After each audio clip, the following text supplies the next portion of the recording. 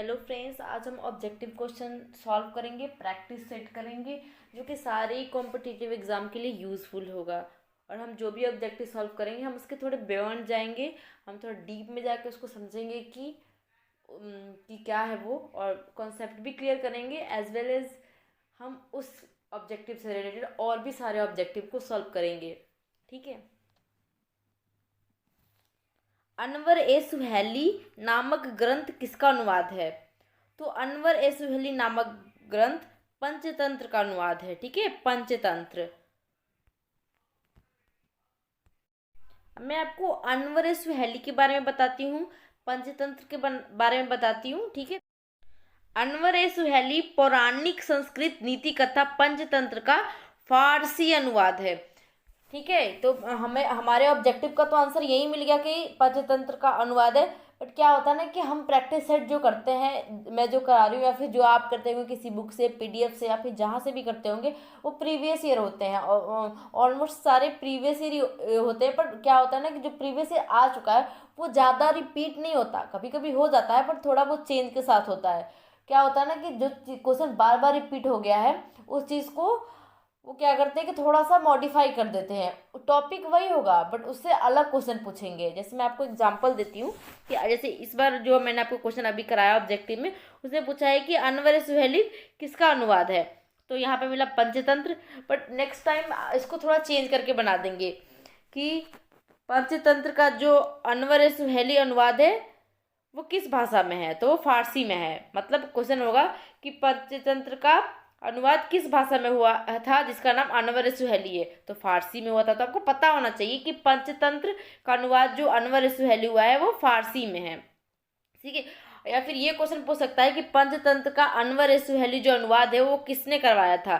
तो किसने करवाया था? मुगल सम्राट अकबर ने करवाया था संभवतः। ठीक है, आप याद रखें संभवतः। अगर ऑप्शन में मुगल सम्राट अकबर है तो आप लगा दे। तो ऐसे क्वेश्चन चेंज करके पूछे जाते हैं, प्रीवियस ईयर रिपीट होते हैं, इस वे में होते हैं। तो कोई भी ऑब्जेक्टिव हम करेंगे हम थोड़ा सा डीप में जाएंगे कि उससे रिलेटेड सारी ऑब्जेक्टिव करेंगे। ठीक है, जो भी आएंगे ऑलमोस्ट करेंगे। और कब हुआ था? 15वीं शताब्दी में। ये भी पूछ सकता है कि पंचतंत्र का फारसी अनुवाद अनवर सुहेली कब हुआ था। तो वो 15वीं शताब्दी में हुआ था। सॉरी, 15वीं शताब्दी के अंत में। ठीक है, इसका फारसी में अनुवाद किसने करा था? हुसैन इब्न अली वैज अल काशिफ ने। ठीक है, याद रखें, हुसैन इब्न अली वैज अल काशिफ ने। अखिल भारतीय ट्रेड यूनियन कांग्रेस का प्रथम अध्यक्ष कौन था? तो वो थे लाला लाजपत राय। ठीक है, तो अभी हम समझते हैं अखिल भारतीय ट्रेड यूनियन कांग्रेस के बारे में, कुछ चीज़ें जान लेते हैं जो ऑब्जेक्टिव पॉइंट ऑफ व्यू से ज़्यादा इम्पोर्टेंट है। ठीक है, अखिल भारतीय ट्रेड यूनियन कांग्रेस का प्रथम अध्यक्ष लाला लाजपत राय थे, जो कि अभी हमने ऑब्जेक्टिव में सॉल्व करा। वर्ष 1920 में एम.एन. जोशी, जोसेफ बैप्टिस्ट तथा लाला लाजपत राय के प्रयासों से अखिल भारतीय ट्रेड यूनियन की स्थापना हुई। इसके प्रथम अध्यक्ष लाला लाजपत राय एवं दीवान चमन लाल महामंत्री बनाए गए। ठीक है, तो इसमें कितने सारे ऑब्जेक्टिव हो गए, जैसे कि अखिल भारतीय ट्रेड यूनियन कांग्रेस की स्थापना कब हुई? 1920 में। ठीक है, किसने कराई? एम.एन. जोशी, जोसेफ बैप्टिस्ट तथा लाला लाजपत राय के ने इनके प्रयासों से हुई। इसके प्रथम अध्यक्ष लाला लाजपत राय थे और दीवान चमन लाल इसके महामंत्री थे। सम्राट हर्षवर्धन ने 2 महान धार्मिक सम्मेलन का आयोजन किया था। सम्राट हर्षवर्धन ने 2 महान धार्मिक, याद रखना ये थोड़ा फैक्चुअल है, महान धार्मिक सम्मेलन।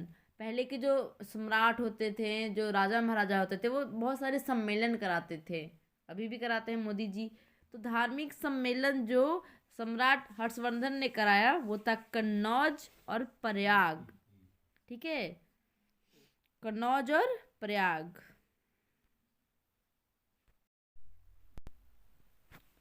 किस शासक ने अपने शासनकाल में ही अपना उत्तराधिकारी घोषित करते थे? वो थे चोल वंश। ये जो चोल वंश वाले थे ना, ये साउथ इंडिया में थे, ठीक है, ये साउथ इंडिया में होते थे, इनका राज था साउथ इंडिया में। ये जो थे ना, अपने शासन काल में ही उत्तराधिकारी घोषित कर देते थे। जैसे कि अगर पिता राज कर रहा है तो वो मरने से पहले या फिर उसके शासन काल खत्म होने से पहले ही बता देता था कि उनके बाद कौन शासन करेगा, कौन उनका उत्तराधिकारी होगा, वो पहले ही क्लियर कर देते थे। गोल घर का निर्माण कब हुआ था? 1786 में, ठीक है। मुगल बादशाह किसने अपनी आत्मकथा फारसी में लिखी थी? किसने अपनी आत्मकथा फारसी में लिखी थी? वो थे जहांगीर, ठीक है। जहांगीर ने अपनी आत्मकथा फारसी में लिखी थी। इसके बारे में थोड़ा जानते हैं। सम्राट जहांगीर तुजुक ए जहांगीरी, ये इनकी आत्मकथा थी जो फारसी में थी, जो इन्होंने लिखा था जहांगीर ने, ठीक है। तुजुक ए जहांगीरी, ऐसा भी क्वेश्चन पूछ सकता है कि तुजुक ए जहांगीरी जो है वो किस भाषा में है, तो वो फारसी में है। किसने लिखा है? जहांगीर ने। ये इनकी आत्मकथा है। सर्वप्रथम लोक निर्माण विभाग की स्थापना किसने की थी? वो थे फिरोज शाह तुगलक। तुगलक डायनेस्टी के रूलर थे दिल्ली सल्तनत में। उन्होंने सर्वप्रथम लोक निर्माण विभाग की स्थापना की थी, ठीक है। किस बादशाह के अंतर्गत मुगल सेना में सर्वाधिक हिंदू सेनापति थे? तो वो थे औरंगजेब के टाइम पे मुगल सेना में सर्वाधिक सेनापति हिंदू थे, और औरंगजेब मुगल डायनेस्टी के रूलर थे, ठीक है। जहांगीर भी, जिनके बारे में हमने पढ़ा था कि तुझ के जहांगीरी लिखे थे, वो भी मुगल डायनेस्टी के ही थे, एज यू नो। किस इतिहासकार ने दिन ए इलाही को धर्म कहा था? तो वो थे अब्दुल कादरी बदायूं एक इतिहासकार थे जिन्होंने दिन ए इलाही को धर्म कहा था। और दिन ए इलाही किसने बनाया था? अकबर ने, ठीक है। ये किससे एसोसिएटेड है? अकबर से, याद रखेंगे, अकबर से। दिन ए इलाही ऐसे हम नहीं बोल सकते कि ये धर्मी था, बट हम ये कह सकते हैं कि अब्दुल कादरी बदायूं एक इतिहासकार थे जिन्होंने धर्म इसको कहा था, कि ऐसा था कि जिसमें हम सारे रिलीजन को रिस्पेक्ट कर सकते हैं। हम दिन-ए इलाही के बारे में थोड़ा बहुत पढ़ लेते हैं। इंदिरा गांधी नहर का उद्गम स्थल है हरीके बांध। हम हरीके बांध के बारे में थोड़ा बहुत जान लेते हैं। तो हरीके बैराज के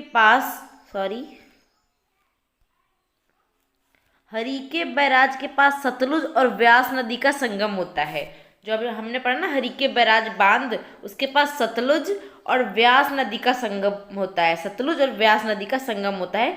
सन 1952 में पंजाब में सतलुज और व्यास नदी के संगम पर हरीकेज बैराज नामक बांध का निर्माण हुआ था, ठीक है। तो इसे हमारा एक और ऑब्जेक्टिव सॉल्व हो गया कि कब हुआ था। मान लीजिए कभी क्वेश्चन में किसी भी कॉम्पिटिटिव एग्जाम में पूछ दिया कि हरीकेज बैराज नामक बांध का निर्माण कब हुआ था, तो 1952 में हुआ था। पंजाब में कहाँ हुआ था पूछे तो पंजाब में हुआ था, सतलज और व्यास नदी के संगम पर।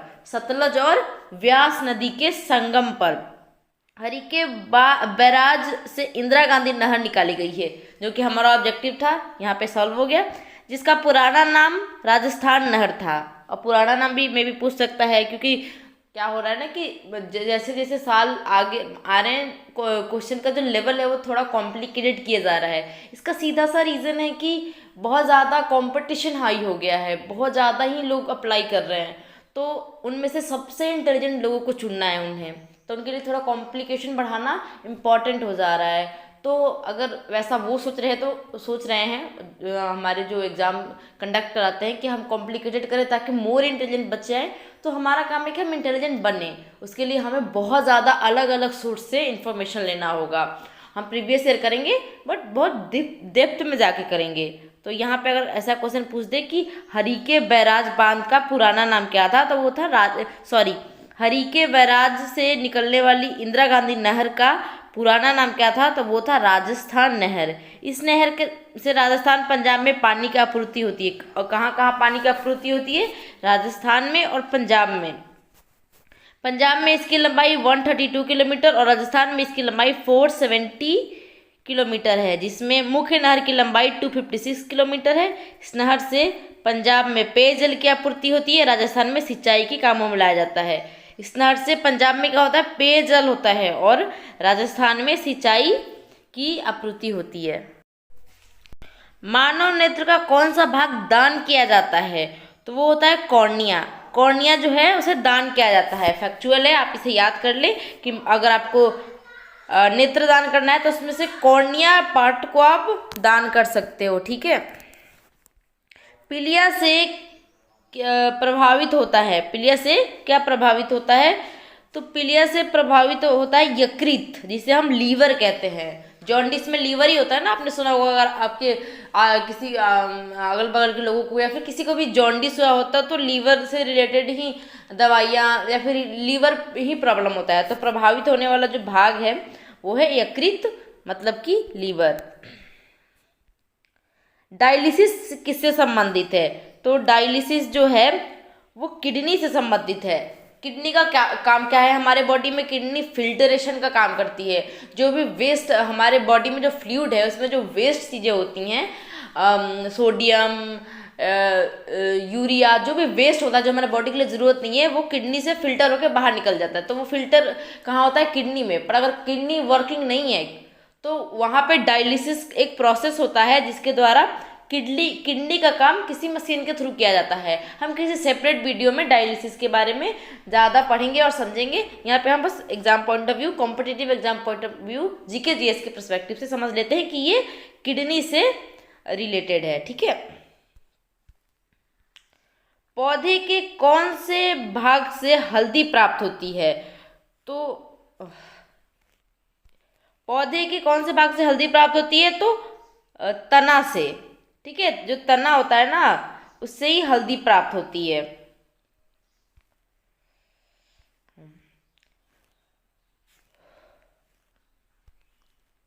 महाभारत के फारसी अनुवाद का शीर्षक है रजमनमा। ठीक है।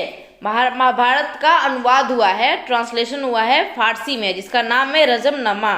ठीक है। हम थोड़ा सा रजमनमा के बारे में पढ़ लेते हैं। रजमनमा फारसी जंग की किताब।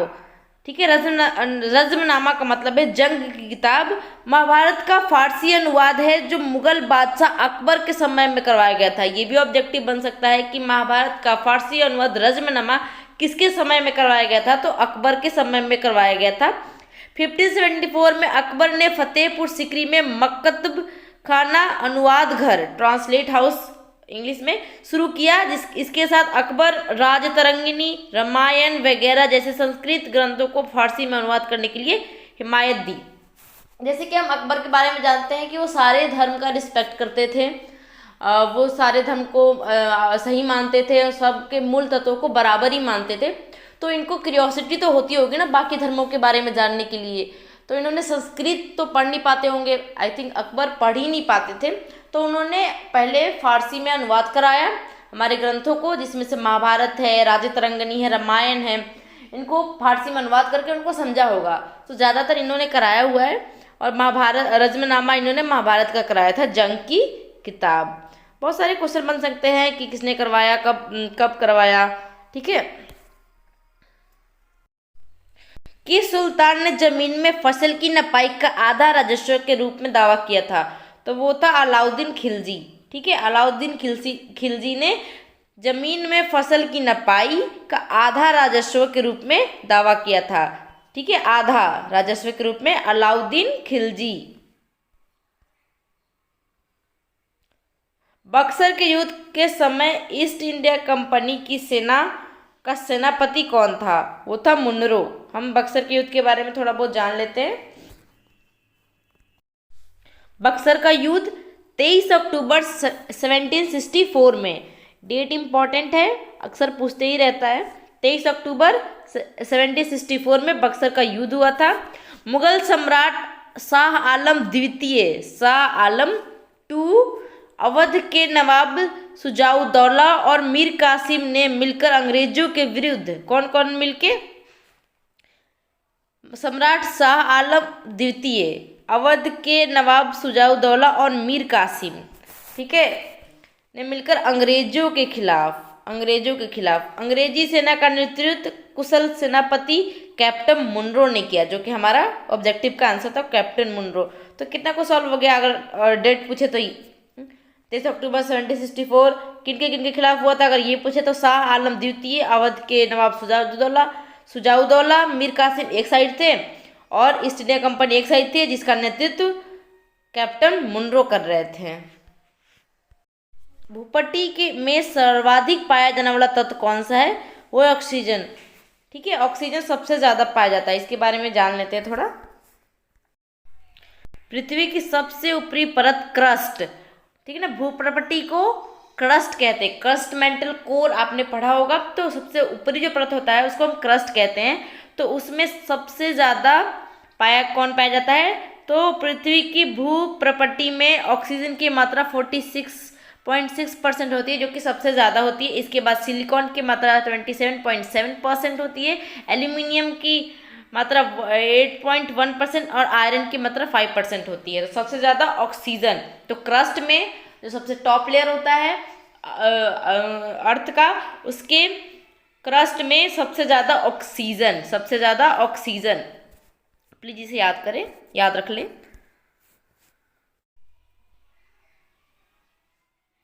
विजयनगर के राजा कृष्णदेवराय ने गोलाकोंडा का युद्ध किस राजा के साथ लड़ा था, तो वो थे कुली कुतुब शाह के साथ। विजयनगर के राजा कृष्णदेव, जो कि बहुत ही फेमस राजा और बहुत ही प्रतापी राजा थे विजयनगर के, जो कि साउथ इंडिया में है, ठीक है।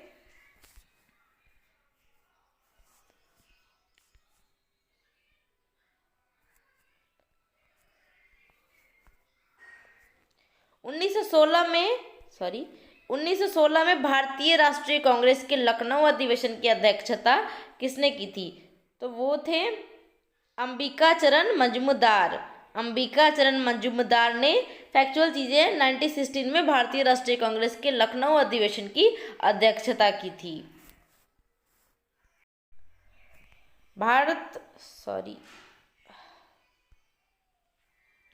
भारतवर्ष का सर्वप्रथम किसान आंदोलन कौन था, वो था बिजौलिया, ठीक है, बिजौलिया जो था वो भारतवर्ष का सबसे पहला किसान आंदोलन था। थोड़ा बहुत बिजौलिया के बारे में पढ़ लेते हैं ताकि उससे रिलेटेड ऑब्जेक्टिव भी सॉल्व कर सके और ये चीज़ें माइंड में भी अच्छे से सेट हो जाए।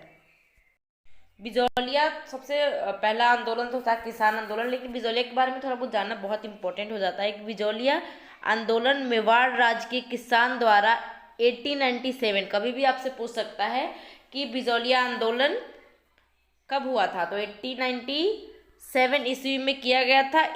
यह आंदोलन किसानों पर अत्यधिक लगान लगाए जाने के विरोध में किया गया था। क्यों किया गया था ये भी पूछ सकता है, तो अत्यधिक लगान लगाए जाने के विरोध में किया गया था कि यह आंदोलन बिजौलिया जागीर से आरंभ होकर आसपास के जागीरों में भी फैल गया। ऑब्वियस सी बात है कि बिजौलिया से शुरू हुआ तो और भी लोग इफेक्ट थे ना अत्यधिक लगान से, तो आगे भी फैल गया। तो बिजौलिया आंदोलन कब हुआ था, 1897 में हुआ था, मेवाड़ राज्य में हुआ था, और मेवाड़ राज्य राजस्थान में है, ठीक है। अभी मेवाड़ जो पार्ट है वो राजस्थान का है। वर्तमान समय में बिजौलिया राजस्थान के भीलवाड़ा जिले में स्थित है। बिजौलिया कहाँ है, राजस्थान के भीलवाड़ा जिले में स्थित है। आंदोलन के मुख्य कारण थे, ये इंपॉर्टेंट है, वर्तमान समय बिजौलिया कहाँ है, राजस्थान के भीलवाड़ा जिले में है, और उस टाइम पे मेवाड़ में इसका आंदोलन हुआ था, मेवाड़ राज्य में, ठीक है, आज़ादी से पहले की बात है ये।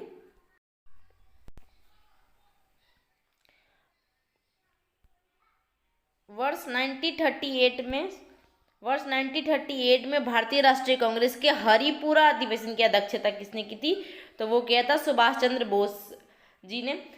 जब सुभाष चंद्र बोस बहुत ही ग्रेट पर्सन थे, इनके बारे में जानना बहुत इंपॉर्टेंट है, और हम इन पे सेपरेट वीडियो बनाएंगे जिससे बहुत ज़्यादा आपके objective question competitive point of view से भी इंपॉर्टेंट होंगे, वो भी हम कवर करेंगे। इनके बारे में, इनके पूरी लाइफ के बारे में पढ़ेंगे। अगर चैनल सही से ग्रो किया तो हम इसके बारे में अच्छे से सेपरेट वीडियो में बहुत अच्छे से सारे डिटेल इंफॉर्मेशन में पढ़ेंगे। दिल्ली का कौन सा सुल्तान मंगोल नेता चंगेज खान का समकालीन था? तो वो थे इल्तुतमिश। इल्तुतमिश के बारे में आप जानते होंगे, ये दिल्ली सल्तनत के थे और ये गुलाम वंश के थे। ठीक है, इल्तुतमिश गुलाम वंश के थे, दिल्ली सल्तनत के। और ये मंगोल नेता चंगेज खान के समकालीन थे। समकालीन का मतलब होता है कि जब ये राज भारत में कर रहे थे तब मंगोल में नेता चंगेज खान राज कर रहे थे। जैसे एग्जाम्पल दे, जैसे अभी नरेंद्र मोदी के समकालीन कौन है? तो पाकिस्तान के जो भी प्राइम मिनिस्टर या होंगे वो है। ओके, आप गूगल से देख लो कौन है। जैसे जब इंडिया में प्राइम मिनिस्टर नरेंद्र मोदी थे तब अमेरिका में डोनाल्ड ट्रंप थे। तो इतिहास में अगर कभी हमारे इंडिया और अमेरिका का इतिहास लिखा जाएगा तब ये चीज़ें मेंशन होगी कि डोनाल्ड ट्रंप के समकालीन थे नरेंद्र मोदी इंडिया में। तो जब साथ साथ में दो वर्क करें तो उन्हें हम समकालीन कहते हैं। ठीक है, भारत के स्वतंत्रता आंदोलन के दौरान महात्मा गांधी द्वारा स्थापित साबरमती आश्रम, आप साबरमती आश्रम के बारे में जानते होंगे, जो स्वतंत्रता आंदोलन के दौरान बनाया गया था, किस नगर में स्थित है? तो वो अहमदाबाद में है। ठीक है, 8 अगस्त 1942 1942 में कांग्रेस ने भारत छोड़ो आंदोलन का प्रारंभ किया था। कहाँ से? मुंबई से किया था। ठीक है, क्विट इंडिया मूवमेंट, भारत छोड़ो आंदोलन का प्रारंभ कहाँ से हुआ था? मुंबई से हुआ था। ठीक है, हम क्विट इंडिया मूवमेंट पे भी सेपरेट वीडियो बनाएंगे जिससे बहुत ज़्यादा ऑब्जेक्टिव सॉल्व होंगे, लेकिन यहाँ पे हम बेसिक क्लियर करते हैं। हम कोई भी इम्पोर्टेंट टॉपिक है हमारे इंडियन हिस्ट्री का या फिर पॉलिटिकल का या फिर जियोग्राफी का, हम उस पर सेपरेट वीडियो बना के पढ़ेंगे। ठीक है, दक्षिण एशिया का सबसे बड़ा मरुस्थल है थार डेजर्ट है ना, दक्षिण एशिया का सबसे बड़ा डेजर्ट। ठीक है, कौन सी नदी विषुवत रेखा को 2 बार पार करती है? कौन सी नदी विषुवत रेखा को 2 बार पार करती है? ठीक है, तो वो है जयारे नदी, कांगो। ठीक है, जयारे नदी, कांगो। आपको अभी स्क्रीन पे दिख रहा होगा, ये बहुत इंपॉर्टेंट है, आप इसे ध्यान से देख लें।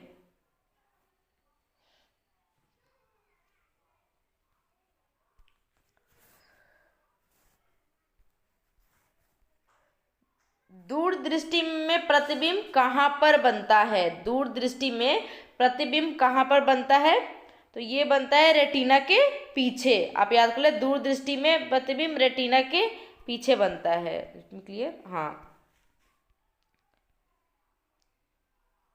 पानी से भरी डांट लगी बोतल जमीन पर टूट जाएगी क्योंकि जमने पर जल का आयतन बढ़ जाता है। जमने पर जल का आयतन बढ़ जाता है जिसके कारण पानी से भरी डांट लगी बोतल जमने पर टूट जाएगी। ठीक है ना, आयतन बढ़ेगा तो ऑब्वियसली अगर आप 1 किलो के बॉटल में कोई ऐसा ज़्यादा, उससे ज़्यादा साइज का कोई भी चीज़ अगर आप फिक्स करने की कोशिश करो तो वो फट जाएगी ना, टूट जाएगी ऑब्वियसली। Let me clear. हाँ, मनुष्य की खोपड़ी में कितनी हड्डियां होती हैं?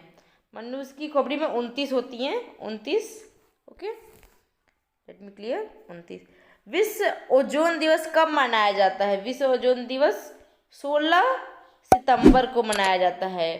16 सितंबर को विश्व ओजोन दिवस मनाया जाता है।